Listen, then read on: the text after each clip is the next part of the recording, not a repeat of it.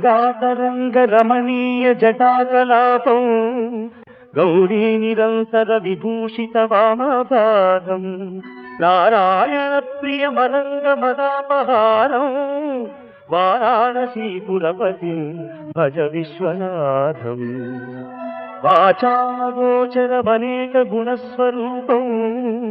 వాగీశ విష్ణు సురసేవిత పాదపీఠం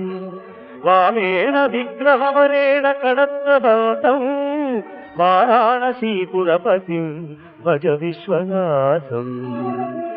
భూతాధిపం భుజగభూషణ భూషితాంగం వ్యాఘ్రాజినాంబరధరం జటిలం త్రినేత్రం పాశాంకుశాభయవరప్రదశూలపాణిం వారాణసీపురపతి భజ విశ్వనాథం సీతాంశుశోభిత కిరీట విరాజమానం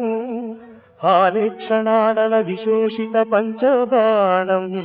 నాగాధిపారచిత భాసుర కర్ణపూరం వారాణసీపురపతి భజ విశ్వనాథం పంచాననం దురితమత్తమతంగజానాం నాగాంతకం ధనుజ పుంగవ పన్నగానాం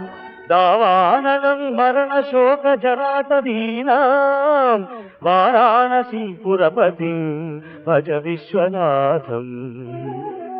తేజోమయం సగుణ నిర్గుణమద్వితీయం ఆనందకందమవిరాజితమప్రమేయం